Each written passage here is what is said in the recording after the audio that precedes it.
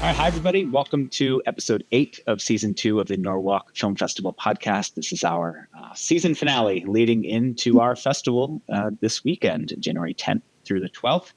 And we are delighted to have with us today the writer and director and one of the producers of Anuja, the writer-director Adam J. Graves and producer Krushan Naik. So thank you guys for joining me today. Thank you for having us. Really appreciate having us. Yeah. So I'll start. So actually, I will say first, Krushan is our first returning guest on the Norwalk Film Festival podcast. We had Krushan's documentary Resurgence in the festival last year. So it's great to have him back here and with Anuja. Thank you for having me again. Yeah. So Adam, I'll start with you. You've had a little bit of a different path to filmmaking compared to most directors and writers. So tell us a little bit about your history as, you know, with philosophy and how you got to filmmaking in general. Thank you again for having me, Sean. This is really great. And thank you, Krushan, for making this introduction. And it's I've heard it's a very special festival, and we're really honored to be part of it. I came to filmmaking kind of as a second career. I think like all filmmakers, I was obsessed with movies from, when I was like 4, and I would, 4 or 5, my mom would say 6 or 7, cause she doesn't want to, sound like a neglectful parent, but like on my dirt bike in I grew up in the Midwest, and I'd like bike like 5 miles across town to the Cineplex and try to like catch the 11 o'clock matinee, and then just like hop from theater to theater and watch from auditorium to auditorium and like catch all the movies and the R-rated movies too. But so that was kind of like that so I grew up like that, and that's I think true of so many people who gravitate towards filmmaking, because filmmaking it's obviously really enjoyable, but it's also like a steep hill to climb, and it's not easy to get a film made in the first place. So you have to be has to be kind of your ultimate passion. But I also have a kind of longstanding interest in philosophy from probably when I was about 12 years old. I just, for whatever reason, just fell into it. And as most 12-year-olds do. That's right. Very typical Western kid obsessed with, Friedrich Nietzsche and stuff. And I in middle school, then I became interested in Eastern philosophy. And I got into philosophy when I was really young, and then quickly into Eastern philosophy. And that, I think I was introduced to Eastern philosophy through these PBS interviews with a guy named Joseph Campbell. And I know people know that this kind of very popular series of interviews with this mythologist by the name of Joseph Campbell in the late 1980s, that by the time I got them, they were kind of already on VHS. And I remember as like a 13-year-old, I would like watch them I would have like movie marathons watching Joseph Campbell interviews. And anyways, the point is that led me down a path that ultimately took me to India. When I went to college, my first professor who taught Sanskrit would not allow me to study Sanskrit. He said, no, this is just for graduate students. You're an undergrad. You should study something more wrong or whatever. So I just grabbed my backpack and like headed off to India, and wound up taking courses at the Banaras Hindu University for a while and spending time there. But then I decided I had to get back to the States and study in a formal setting. So anyways, I did my undergraduate degree in South Asian studies, focusing on kind of medieval Sanskrit philosophy, specifically on the Pratibindya school. This is all very obscure stuff, but Kashmir Buddhism is kind of the broad blanket category that I was most interested in, and wrote a master's thesis on that. And then I wound up getting my PhD in the philosophy of religion, and I spent my whole life, up until just several years ago. I mean, actually, up until now, I'm still a professor of philosophy. And that has been kind of my life's passion. But over the course of teaching, I've probably over the last maybe dozen years, I started to integrate films into my philosophy courses. To be honest, as students are less and less apt to do the reading, I'm more and more inclined to just show them films and kind of philosophically analyze them. And not, I mean, that's kind of tongue in cheek, because ultimately film is, I think, a profoundly philosophical medium. and allows us to kind of get at certain dimensions of human experience, human existence, that the kind of wooden philosophical thought experiments that are typical of my field just simply can't penetrate. So, so I would use film as a way of really kind of getting at the heart of certain philosophical problems and issues that I was interested in. And I've always been friends with filmmakers. I've always, analyzed film. I wouldn't say I'm by no means a film historian, but I know the history of cinema, and I knew that one day I wanted to make a film, but I kind of thought this was some far off thing in my retirement, and then the pandemic hit, and I there was something about the pandemic. I think a lot of people had this experience. It was an existential moment for a lot of us who just kind of our priorities kind of shifted or came into focus. And I also happened to find myself with little extra time on my hands because I was at that point, like we were all forced. I was opposed to teaching online at the time, but then we were all forced to do it. And once I'd gotten my courses kind of up and running, it just became, it became kind of routine. And so I had some time. So I started writing some screenplays. And this was like 2021. Shot my first short film mostly in my living room with using a camera that was lent to us from a friend of a friend. That film's called Cycle Verite. It's actually on Amuleto right now. Oh, nice. And really beautiful people helped me make that film, just friends in the Denver filmmaking community. So things kind of spiraled from there. I decided to, I really wanted to shoot something in India. And I've been kind of thinking about writing a coming of age film, kind of focused on, or inspired by some of the films that I just loved growing up as a kid. Stand By Me, I think, is like chief among them. Like I love all the, I love the Apu trilogy, Satyajit Ray. I love, Francois Truffaut's Quatre Chapeaux, like 400 Blows. These are classic coming of age type stories that inform Anuja. But to be perfectly honest, I'm just as influenced by like Ferris Bueller's Day Off. and so we were working on this, and we were coming out of the pandemic. My wife's background, my wife is of South Asian descent, and her family was actually brought from Uttar Pradesh to Guyana in the early 1900s as indentured laborers. And so questions about labor are kind of part of our kind of ordinary conversations. My wife's an artist, and she deals with these issues in her art, and we're kind of doing research on this. We came across the statistic that 1 out of 10 kids globally is engaged in child labor. And it just occurred to us, where are the coming of age stories about those kids? 160 million kids. And yet I couldn't really think of any coming of age films that dealt with kids who are engaged in working, who are deprived of an ordinary, childhood, education, school, whatever.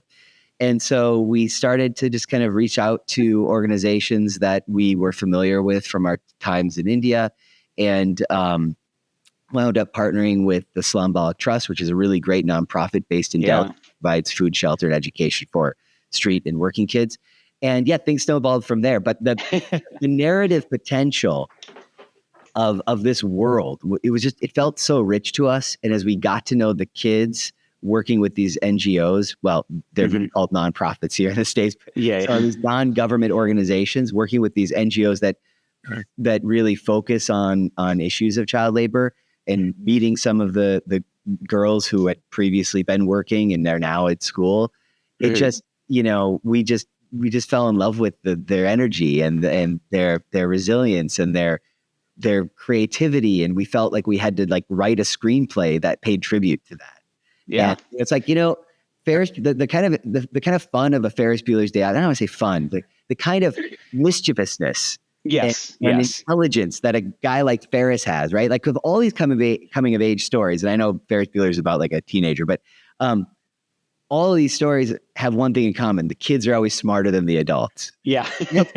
No offense to all the NGOs out there, myself, but it's true. These kids are just really smart, and it's not just like it's not just suburban Midwestern American kids who have these experiences, right? And so, kind of getting to know the the character of these children and what their interests are, and kind of trying to see the world from their eyes and present a picture of their life that doesn't just, it's not just doom and gloom, and it's not just, I hate this term poverty porn because I think it's really dismissive of the problem of poverty, which is like the most fundamental problem we have in this world, disparity of income and the lack of material resources for so many people. So I think, as a philosopher, I think we have a moral, ethical obligation to stare it in the face and to acknowledge it, not to look away and only tell stories about pretty things. Right. And so you're telling this story to help shine light on those people and their stories, which, as you're saying, very underrepresented. So Krushan, how did you get connected with Adam, and what drew you to this story? So a professor of mine, Daniel Youngie, when I was back in school in Loyola Marymount University, connected me with one of Adam's friends who connected me with Adam. And that's how we met. And I remember the first time, that's me again, sorry. The first time we met, he messaged me saying like, Krushan, I don't know how you work, but, I like to send my script and just, get a feel of what you think about it. And he sent his script across. And I don't think I ever spoke about this with Adam as well. And he sent me a script, and I read, and I was like, oh, wow. Because back when I was in film school, and the kind of work you read is not that, it's good. It's a different category. And when I read this, I was like, oh, hello. Wow. And that's when you never shared that with me. I know. That's what I was saying. I never told this deadline. We got you. And that was the beginning of the journey. And since then, it's been what, 3 years now. 3 years. Been a long time. It's been a long time, and that's how we kind of like got together. And I also am a co-editor on this project along with Adam. So I started. He came back from India with this hard drive with a bunch of stuff on it, and he was like, short film, it's not much. And I was like, yeah, cool, awesome. I'm looking for some excitement in my life as well. And I go home and I see, and I'm like, oh boy. And I called him, and I'm like, Adam, I'm probably going to need like just one whole week to even like go through the stuff that you have. And it became the whole journey of like, I kind of like had to understand. So like everything was in his mind, and I kind of like had to reach that stage where I needed to understand him, like what he is looking for and stuff. And then, that's how we got together. And are you okay if I tell him the story about how we did the cuts, Adam? Sure. Yeah. Why not? Yeah. Let me just say one thing. I have to interject one thing. I was known on set. My mantra on set is reset, keep rolling, reset, keep rolling. So I came back with a lot of footage. And I think part of that has to do with just working with child actors, just trying to capture, not having this kind of formal like action cut, but rather just kind of trying things out and just kind of like circling it through, giving it another pass, keeping the cameras going. Of course, the other reason for that is just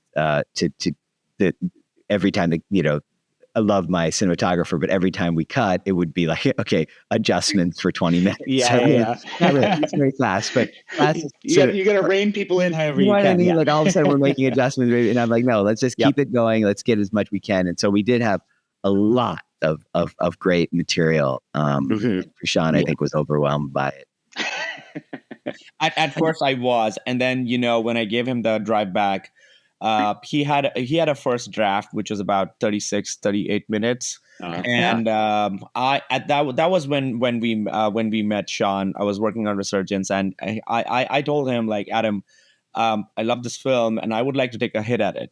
Like if you have the bandwidth, I want you to offer me 1 month and forget that this film exists, and just give me the drive. Let me play with it, and I think I can show you something.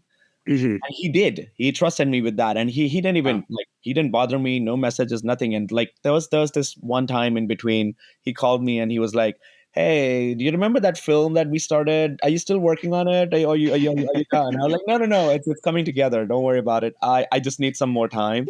And we met after a month, and the cut that we came out with was 18 minutes. Mm. And we then we spent another, I don't know, like half a year to like just get to the exact. Basically undoing the chop job that he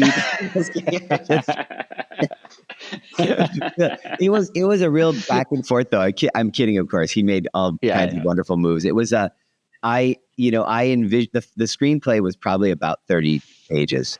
And I had envisioned, I set out to make like a 32-minute film. I mean, roughly. And so when I, had this rough cut, and that's all it was, like I assembled things, first thing I came back from India with everything in the can. Krushan and I met.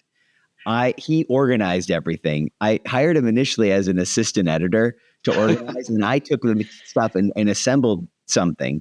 And and then, in our conversations, like he just convinced me like one thing after the next. Like, well, first off, 35 minutes. Like, I don't know anything about the film industry.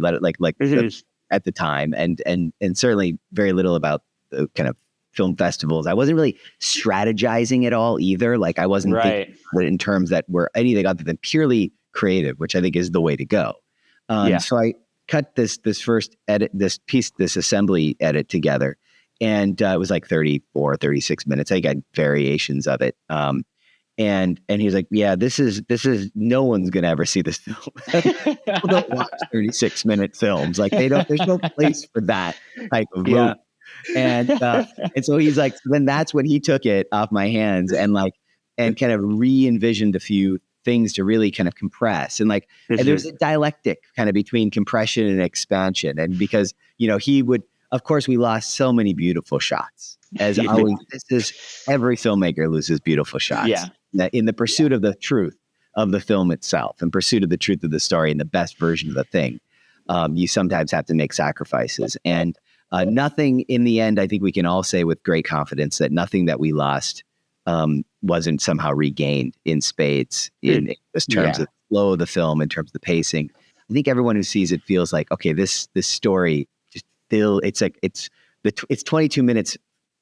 You get your 22 minutes worth, I mean, so much. I mean, I just watched it again a few minutes before, and it's like, I watched it with like a little more first time, first watch is just like sit and enjoy it. And the second time I watch it with a little more like critical eye, and it's just like, man, they do a lot in 22 minutes. Like there's a lot of different locations, and like the story beats are all like, I don't know. It's just, you do a lot, and I will definitely say, like, it doesn't feel like 22 minutes. You're really engaged in the story and really pulled along by these characters. And so let's talk a little bit about the story.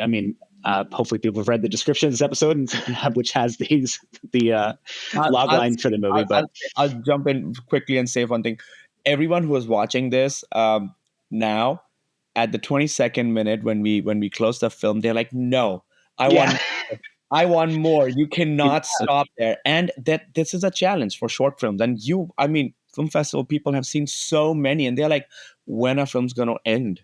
But this film is giving a reverse effect, which is exactly what his vision was, and the way he ended the film. So as a director writer, like he was able to like get us all there, and that's the beauty of this film. And every time we hear people say that, we are like, yes. So for our audience listening or watching, this is a story about a 9-year-old girl who's working in a garment factory in India, and she's offered the chance to take a test to be accepted to a boarding school. And I watching it, I see it, and please tell me if I'm wrong or whatever you envision. I mean, art's subjective, but I see it as a story of ambition, and these girls have the ambition to break out of this cycle, but they're being fought by this system that's trying to keep them in the cycle of poverty and thing. And just but anyway, I forget what my question was. Lost in all of this. Well, it's a good summary though. It's a really good summary shot. Yeah, but I guess what yeah, you said you wanted to tell this coming of age tale, but I guess what are you trying to what do you want the audience to come away with from the story? Yeah. Well, it's kind of a delicate balancing act, because on the one hand, there's no question that part of our goal, our aim is to kind of raise awareness about child labor and to use the film as like a platform for conversations and for change. But ultimately, it has to first stand as a piece of art, as a piece of, and film is it's a strange art form because it's show business. It's also entertainment. Not all forms of art are entertainment. And so I think it's important to entertain an audience. I really do. I think, especially, I think that I have there are many films that I love that are not entertaining, but I don't know. Those movies don't get made that often anymore. And quite frankly, they're being seen less and less, and it's hard to know. And it's always been the case. It's been the case since the dawn of cinema as a medium. So I think, our goal was to tell a story that captivates people, that inspires people, that doesn't just, that isn't didactic. And partly it can't be didactic because there are no silver bullets. There are no straightforward single answer to the question, how do you solve the problem of child labor? If it was, it's just not that easy of a problem. And more to the point, the challenge that a lot of young kids face, and their families face, is one that can't be trivialized. Sorry, I don't know why it's too early for me. It is a problem that can't be trivialized. So I feel like one of the things we learned is that a lot of kids who work they and their families have to make a decision to whether to keep their kids home and work to help support the material well-being of their family, oftentimes who exist in abject poverty, or go to school, in which case the family then loses whatever immediate benefits they might have from the child working. And this problem particularly affects girls globally, because sometimes families don't value as much the education of their daughters, thinking that they won't have careers, and so education is a luxury that they can't afford. So a lot of times, young girls and their parents face this existential problem, and it really is an existential choice. It's not easy for them to make. It's easy for us, people who come from relative privilege, to wag our fingers and just say oh, well, of course, go to school. But it's that simple, actually, on the ground. It's just not that simple. And so what I wanted to do with the screenplay was bring the audience to that moment of indecision, and to make that decision that literally millions of kids around the globe have to face on a daily basis, to kind of put it on the shoulders of the audience, and to let them sit with that kind of sense of conflict. And so it's not a didactic film meant to provide some solution to a problem. Not meant as a kind of a public service announcement about the problem of child labor. It's ultimately meant as a lot of great film is meant to. It's meant to serve as a kind of a vehicle for generating empathy and giving us an experience of living in the shoes of other people. That's what I was just going to say. I was like, it's the empathy that makes you feel the story or understand their situation so much better. That if you come out with a story where you're just like, this is why child labor is bad, people go, yes, we understand. Thank you. But when you've told that already, right? Right. You're like, I've never met anyone who's really cool with child labor. I think most people recognize that it's really. But you're absolutely right. But it's connecting. It's I'm not interested in giving people facts and figures. The facts and figures inspired my interest, no doubt, in the issue, because I had kids at the time who were just under 14, and the thought that 160 million kids globally under 14 are working was a crazy thought. But ultimately, that's not the strength of film. You don't need the movies to teach you those figures. So the function of the film is to kind of not provide facts and figures, but to provide an emotional connection to another world. And And I think that's the power of cinema. I mean, I think we all live in multiple worlds now because we live in films. I think we live in the artworks we experience and we enjoy and we interpret, whether it be novels or cinema or even music. But I think cinema in particular transports us to worlds that we're otherwise unable to really access. I'm imagining not a lot of people have the time and resources just hop on a plane and go explore the juggies and the slum of in Northeast Delhi and get a sense of what it's like to live in that context. And so hopefully this film provides some glimpse. Well, talking about the connection, and your main actor is one of the children who has gone through was in child labor and was part of the Salam Balak Trust that helps these kids get into education and provided food and shelter. So I guess, tell us a little bit about working with her and, just having somebody who's presumably, sorry if I'm wrong, but a non-actor, but who has worked in or has grown up in this situation that you're telling the story about. Yeah, you're half right. Interestingly, okay, half right. So Sajda Pathan, incredible. I mean, just really the honor of a lifetime to work with this incredibly gifted actress, and both of our lead actresses are just amazing. But Sajda, less than a year before we shot the film, was in fact living on the streets in the Paharganj neighborhood of Delhi, in old Delhi, basically begging outside of a Hanuman temple. She was surviving on the streets alone with her older sister. Yes. And so it's really remarkable in retrospect that her life story parallels that of Anuja's. We didn't. It's not based on her story. The script was already completed when we cast her, but we knew from the beginning when my wife and I were casting the film. We were looking at we were looking at audition tapes from a really great casting director in Mumbai, professional actors, and kids who kind of grew up in the industry, and. But we also knew we wanted to try to cast from the community itself and from kids who have this experience because they carry it, in their bodies, and there's a way that you can kind of feel the authenticity. And so when we got Sajda's audition tape, it was just mind blowing. And I have to say, this wasn't actually her first film. She actually had as much film experience as I did. Just while I was casting, she was on the set of another film, a French production called The Braid, directed by Laetitia Colombi, which is fantastic wonderful French author, writer, director. And she was working with Pankaj Gupta, who became a collaborator in our film. This is a complicated web, but Pankaj Gupta grew up as well at Salam Balak Trust, and he became the theater teacher at the Salam Balak Trust. Oh, wow. And so he was one of the early people who was working with Sajda. When Sajda was begging outside of this temple, the Hanuman temple there, she encountered a social worker from the Salam Balak Trust who invited her to come into one of their centers and kind of play games and engage in what they call informal educational experiences. And one of those experiences was play acting. And Pankaj was running a kind of, what would you call it?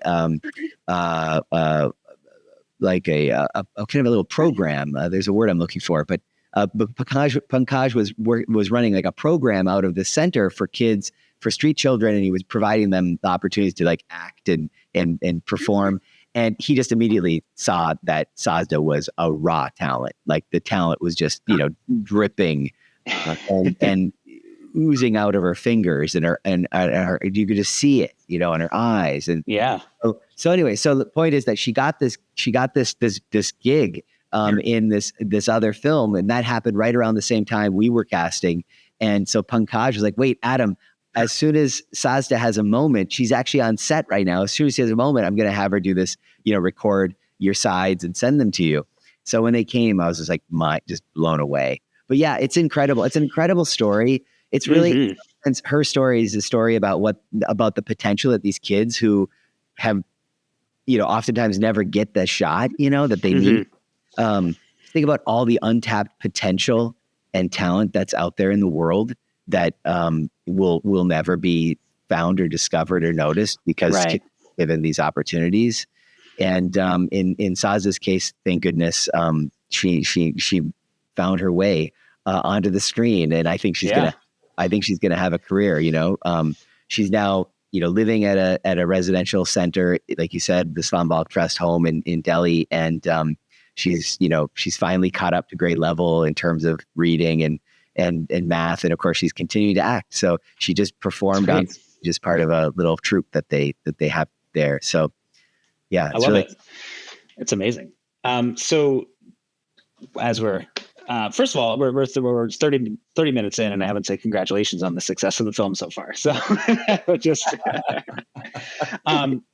so I mean, her performance is amazing. The whole cast is great, and everything has come together amazingly. And you guys have had great success so far, and including being on the Oscar shortlist for short narrative film, which is amazing. Like, has that? I don't know how that. Does it ever like set in? You're kind of like, no, that's a typo, right? Like, there's no reason. We have no memory of what happened after we won at Holly Shorts. Yeah. We don't know what's happening. Probably Adam knows. Adam is a better person. No, I'm also pinching myself. I'm like waking up like, what? You can hear it in John's voice, actually, that we're just like, it's been a 24/7 marathon. Yeah. So, I mean, tell us a little bit about that, your experience at Holly Shorts and just on the festival circuit in general, showing this to audiences. I mean, you said people want more, which is always a good thing, but just how's the experience been overall, bringing it around? Krushan? It's been great. Like, we did not have a long traditional festival run. We started in May, and in August we got qualified. And once we got qualified, we pivoted towards a different path, and since then we have just been connecting with more and more people who are hearing about the project and are wanting to support us, and we feel incredibly lucky with all the people who are trying to help us. And it's like one of the groups, and we were talking about this a couple of days ago, like, this is one group where everyone is like just doing their 100% or even more. And it's like we are all pushing, and we are all fighting towards one goal, and we are all excited to see how far it goes. But yes, when you asked about Holly Shorts, I think that was one.